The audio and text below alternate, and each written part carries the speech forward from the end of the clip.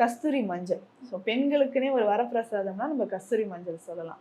So anti bacterial property நிறைய properties இருக்கு. So கஸ்தூரி மஞ்சளும் இது ஒரு முக்கியமான ஒரு இன்கிரியண்ட்டாக நம்ம சேர்க்கிறோம். அதுக்கப்புறம் கோரைக்கிழங்கு. ஸோ கோரைக்கிழங்கு கிராமத்தெல்லாம் பார்த்தோம்னா வயல் ஓரங்கள் இருக்கும்.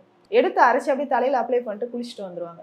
ஸோ அந்த அளவுக்கு தலைக்கு ஒரு ஷைனிங்காக ஆகணும், ஸ்கின் டேமேஜ் ஆகாமல் இருக்கிறதுக்கு கோரைக்கிழங்கு இம்பார்ட்டன்ட். அதே மாதிரி தான் பூலான் கிழங்கு, கிச்சிலி கிழங்கு. ஸோ இது எல்லாமே சேர்த்து தான் நம்ம வந்து ஒரு நலங்கு மாவு செய்ய போகிறோம். ஸோ நலங்கு மாவு அரைக்கிறதுக்கு முன்னாடி நல்ல ஒரு நாட்டு மருந்து கடையில் புதுசாக வந்த ட்ரக்ஸான்னு பார்த்து வாங்கிக்கணும். ஸோ நாட்பட்டு இருந்தால் அதில் பூச்சி இருக்கலாம், ஸோ டேமேஜ் இருக்கும். அதனால் புதுசாக வாங்கிட்டு வெயிலில் ஒரு 3 நாளாவது இதை உலர்த்தணும்.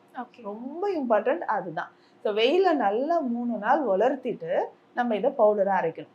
இது கூட வேற என்னென்ன சேர்க்கலாம் அப்படின்னு பார்த்தீங்கன்னா, ரோஜா இதழ்கள், ஆவாரம் பூ நம்ம சேர்த்துக்கலாம். இது ரொம்ப ரொம்ப முக்கியமானது. இது 2 பூவும் நம்ம சேர்த்து இதனோட அரைச்சிக்கலாம். ஸோ இதை அரைச்சி வச்சிட்டோம்னா 1 இயர் வரைக்கும் கூட இதை யூஸ் பண்ணிக்கலாம். ஸோ ஏர்டைட் கண்டெய்னரில் போட்டு சேஃபாக வச்சிடணும். வீட்டில் எல்லாருமே யூஸ் பண்ணலாம். ஆண்கள், பெண்கள், குழந்தைகள் எல்லாரும் யூஸ் பண்ணலாம். ஸோ இது எப்படி யூஸ் பண்ணணும், தேவையான அளவுக்கு எடுக்க போகிறோம், வாட்டரில் மிக்ஸ் பண்ணி பாடியில் நல்லா அப்ளை பண்ணிவிட்டு அதுக்கப்புறம் குளிக்க போகிறோம். ஸோ இதுதான். இதை யூஸ் பண்ணும்போது நமக்கு சோப் தேவையில்லை. ஸோ இதுக்கு முன்னாடி எனக்கு ஸ்கின் ரொம்ப ட்ரையாக இருக்குன்னு ஃபீல் பண்ணிங்கன்னா, நான் சொன்ன மாதிரி வெட்டிவேர் தைலமோ இல்லை குங்குமாதி தைலம், அருகன் தைலம் பாடியில் அப்ளை பண்ணிவிட்டு அதுக்கப்புறம் இந்த நலங்கு மாவை போட்டு குளிக்கலாம்.